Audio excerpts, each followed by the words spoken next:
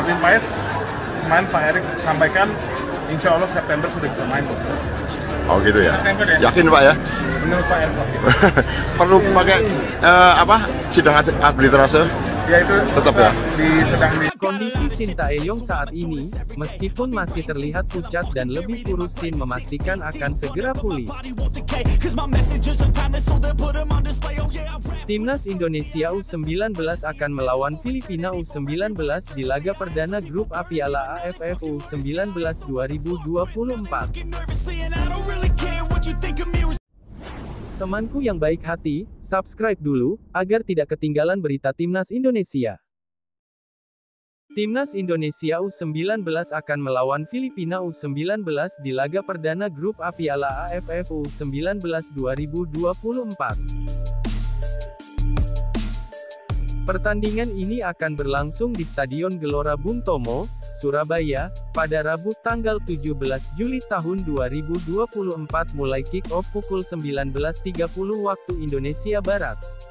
Bermain sebagai tuan rumah tentu bakal membuat Timnas U19 Indonesia memiliki motivasi berlipat untuk meraih gelar juara Piala AFF U19 2024. Terlebih sebagai salah satu kekuatan besar di Asia Tenggara, Indonesia U19 bisa dibilang belum cukup memiliki prestasi mentereng di ajang AFF U19, lantaran baru satu kali juara pada edisi 2013 silam. Di sisi lain, Filipina U19 juga tak punya tradisi bagus di turnamen ini. Mereka tercatat sudah 10 kali tampil di AFF U19, dan semua kesempatan tersebut selalu mentok di fase grup. Piala AFF U19 2024 akan terhitung sebagai partisipasi ke-12 bagi Timnas Indonesia U19. Statistik dari 11 keikutsertaan sebelumnya, Indonesia sudah melakoni total 55 laga, dengan hasil 28 menang, 10 imbang, dan 17 kalah. Indonesia U19 sudah melesakkan 148 gol, dan kebobolan 82 kali.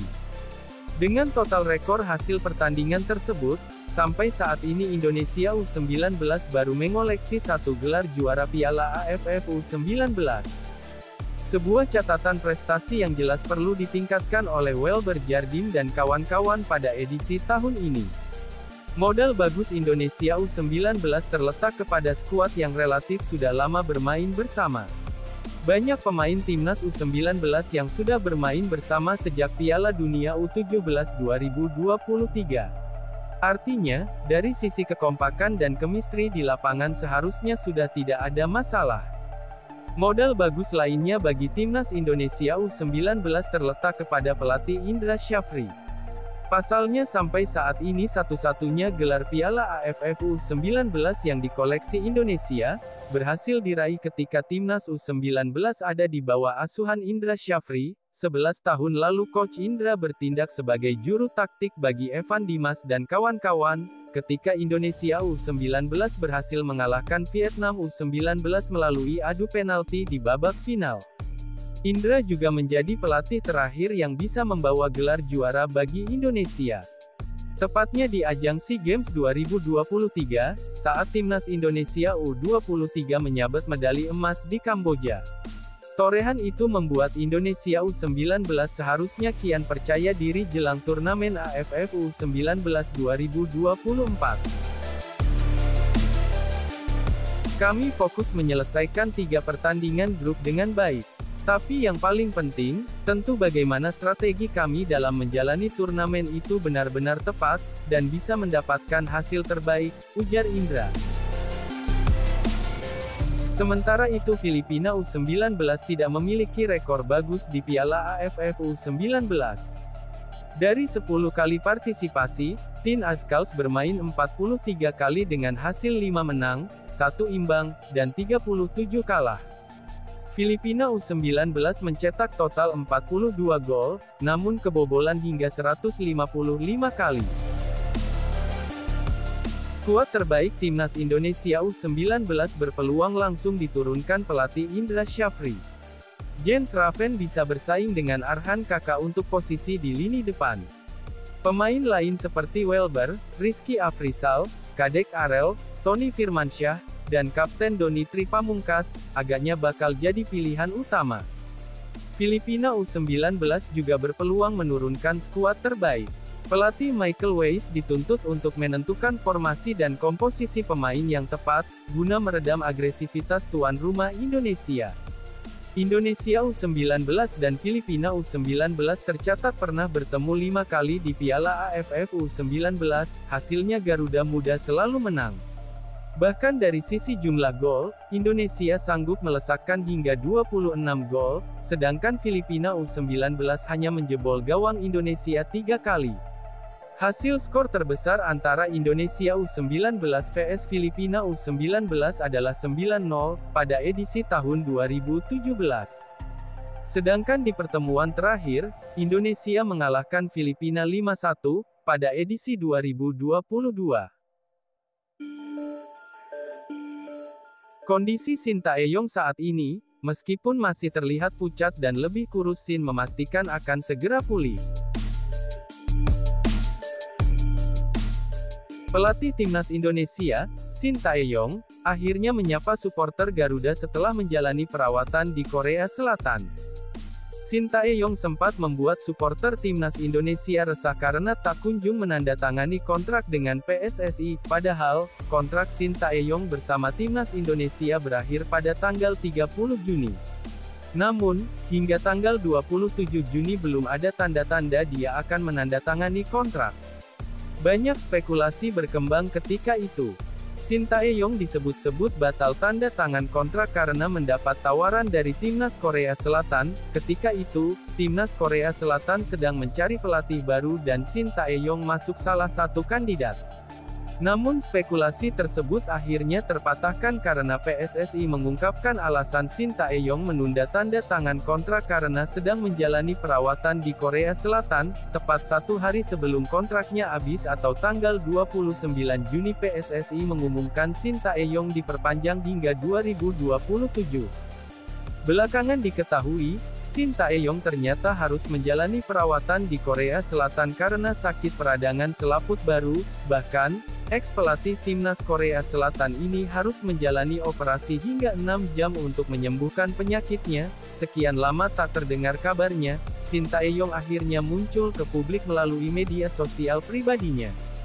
Dia mengatakan, mulai masuk rumah sakit pada tanggal 15 Juni dan dioperasi pada tanggal 17 Juni selama 6 jam.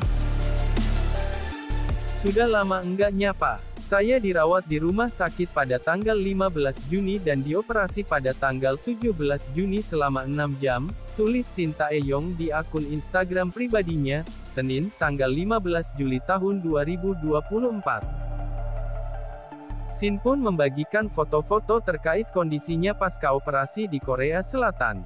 Dalam sebuah foto, dia memperlihatkan bekas jahitan operasi di bagian bawah ketiaknya. Kemudian, ada foto yang memperlihatkan wajah pucat Shin Tae-yong setelah menjalani operasi, tubuhnya pun terlihat lebih kurus dari sebelumnya. Namun, senyum pelatih berusia 53 tahun tersebut tampak tak hilang. Meski demikian, dia memberi kabar baik karena kondisinya kini sudah semakin membaik dan siap memimpin Timnas Indonesia di putaran ketiga kualifikasi Piala Dunia 2026 zona Asia. Sekarang saya akan pulih dan bersiap untuk kualifikasi Piala Dunia ketiga. Jaga dirimu baik-baik, ucapnya. Menteri Dito, pastikan Maarten Paes bisa tampil bela Timnas Indonesia di putaran ketiga kualifikasi Piala Dunia 2026.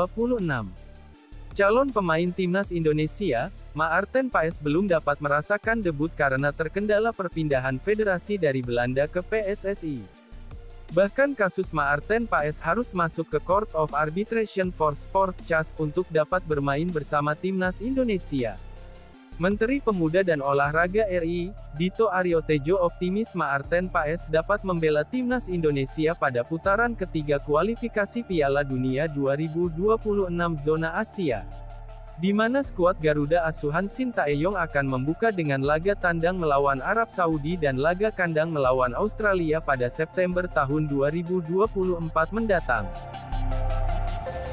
Martin Paes kemarin Pak Erick Thohir Ketua Umum PSSI, sampaikan insya Allah September sudah bisa main, kata Dito.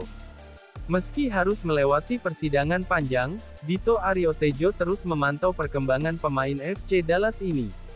Sedang diurus dengan PSSI, nanti kita akan lihat perkembangannya. Sementara itu, Dito Aryo Tejo mengungkapkan akan ada pemain keturunan untuk timnas Indonesia. Alih-alih mencari pemain keturunan untuk dinaturalisasi, Dito mengakui meminta database pemain muda keturunan yang masih memiliki paspor Indonesia. Dari pihak PSSI masih melakukan database untuk diaspora. Karena kemarin kita sudah meminta harus cari diaspora yang untuk usia dini, jadi tidak perlu adanya pemberian warga negara tapi hanya paspor, nanti lihat perkembangannya, ujar Dito.